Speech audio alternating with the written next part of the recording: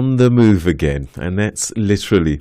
The latest TransUnion South Africa Mobility Insights report shows a remarkable rebound in passenger vehicle sales, averaging 34,000 units a month in the first quarter of 2025.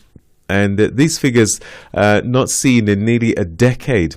So the question is, what's behind this upswing? Well, a combination of declining interest rates, increased access to retirement savings via the two-pot system, and better real wage growth. But it's not just the economy that's shifting.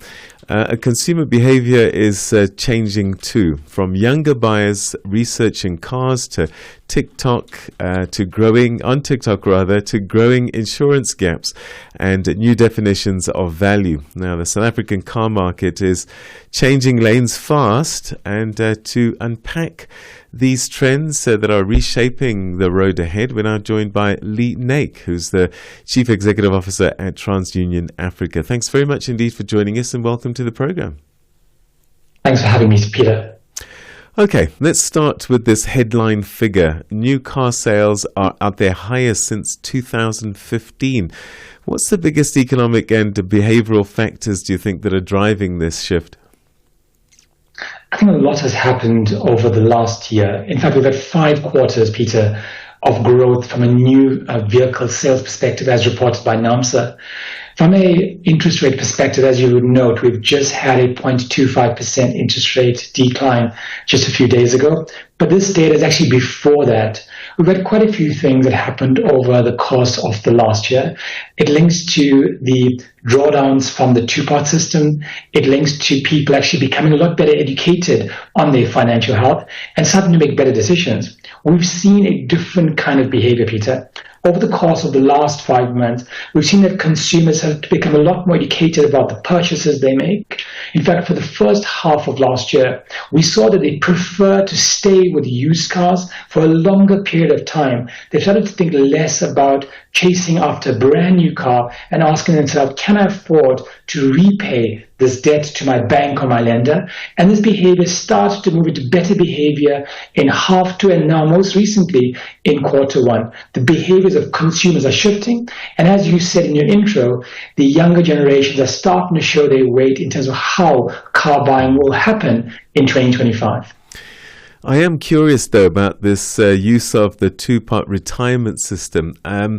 In theory, this money is supposed to be helping them live through retirement. But if we're spending them on cars, is this now just delaying what's going to be a future problem, people running into cash flow issues? Well, it is possible, but what is important to note that we did see a decline in the household debt to income ratio. The number came around 62% in quarter four compared to 0.4% higher the previous year. So people are starting to pay down debt. And for some people, they may have used accessing their savings to pay down debt, which was the intention at the outset, to create more liquidity for consumer households that are highly stressed. When 62% of the income we earn goes towards paying debt, it is a tough position to be in. So it's a balance. Some consumers have taken the benefit of buying a holiday for the December break or purchasing a new car. But the data we found in our latest report is a lot more revealing. Not everybody bought a car using finance, for example. We saw that the Chinese brands have now come into South Africa with much cheaper price points, and it may have been easier to buy a car cash versus using finance. It's a really interesting time as far as how the consumers are behaving right now. Yeah, I have a daughter who's just bought a car, actually, and it's interesting to see what young people are doing in terms of shopping for cars. What sort of trends have you been seeing through younger buyers in particular, especially vehicles? Absolutely. I think the largest growth of vehicle sales in South Africa is coming from your generation Y and Z, and now the alphas as they come to the mainstream. And sadly, Peter, you and myself are not part of these younger generations like our daughters. They talk a different language, they show a different behavior. In fact, a large part of these consumers, like your daughter, probably bought the car because she saw an advert on TikTok versus seeing it on a billboard on a TV advert. They're influenced by their peers. They're also influenced in realizing that a car is a way to achieve mobility versus a car being an object for display and for bragging about something that's material. So we've seen a different change in the consumers. In my personal opinion, when we have such high unemployment in South Africa, I'd like to believe that the youth are the most positive. In fact, in our last Consumer Pulse survey, we found that this same cohort of people are the most optimistic about South Africa's future. And I'd like to believe that the choices they're making to access mobility allows them to access job opportunities and to have a better quality of life. Still with cars, the used car, the pre-owned vehicle market seems to be slowing a little bit, and new cars on the rise in a world and an environment where we're watching our belts. How do we explain this?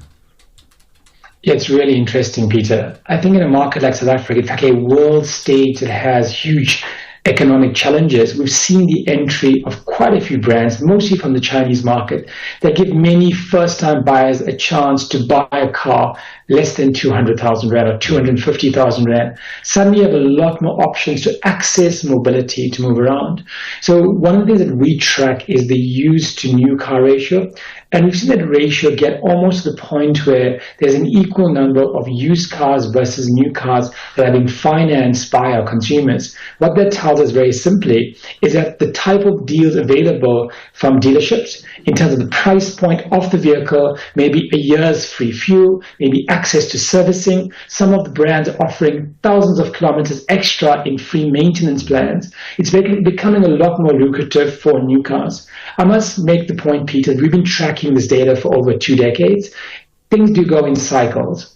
And I think the provocation right now is, it is tough right now. We are forecasting a better GDP growth for South Africa at 1.4%, but the challenges are real. And to get people into cars, the industry, from the OEMs to vehicle asset finance, are starting to be a lot more creative. In the end, the consumers are winning because they're able to access mobility. And as we've proven many times over, there's a direct correlation between transport poverty and financial poverty. On the downside, though, it seems as if, and this is in your report, a worrying trend that there's a lot more uninsured drivers on our roads. And I guess this is a huge risk, not just for themselves, but lenders even, as well as insurers. Absolutely. You know, we've been picking up this trend as far back as the pandemic. When you're under scrutiny from a household income perspective, one of the first things we look to do is cut insurance. The second thing is our satellite television and then our mobile contracts. The data is very clear on the behavior of consumers. What we're starting to see now is that vehicle finance houses are becoming a lot more creative in how they actually organize the sale of their vehicle. What you'll find going forward, Peter, is less a decoupling between the finance and the insurance. You may find that the funder of your vehicle requires you to have an active insurance, and they will track your ability to keep your insurance active. For you and I, having this many uninsured cars on the road is a danger to us and themselves. It promotes unworthiness of vehicles. And I think the provocation is now, in an economy that's starting to show growth of vehicle sales, like I said earlier, it allows some of the big banks and lenders to be quite creative as to how they make us safer while we have more cars entering the roads every day. All right, and perhaps finally, I don't know if you can look into the future even more. Based on what we're seeing, what trends do you think will persist? And are some of these cyclical in nature, that they'll fade and they'll resurface again in the future? Well, absolutely. The entire industry is a cycle. So currently we're entering a new car cycle. You will find over the next 3 quarters that there'll be better deals available for you and I and our kids, Peter. That's a reality of how the cycle works. The second thing worth noting is that as the pressure for the new entrants, specifically from China, come into play, you may find that the traditional players from Japan, from France, from Germany, start a lot more creative with the deals that they put forward. So that's one trend in terms of the creativity of deals that consumers can expect. The second point linked to the behavior of your Generation Alpha daughter is the fact that kids don't actually want to own cars. And there's a growing trend called mobility as a service, Peter, where they will do something like subscribing to a vehicle for a period of time. They may use more of our ride sharing than actually want to have ownership.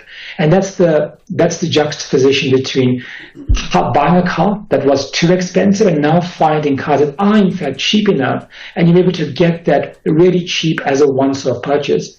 I think the next 3 quarters are quarters that actually will have the consumer seeing a lot more interesting deals for us to get us moving and participating in the economy. Naik, that's where we're going to have to leave it. Thank you so much indeed for this conversation. Fascinating insights that have come through in your report. Thanks for your time. All right, that was Naik, who's the CEO of TransUnion Africa, giving us some insights into consumer behavior. And it was interesting watching exactly what he was talking about, because my daughter bought a car this week. I think it's getting delivered on Saturday.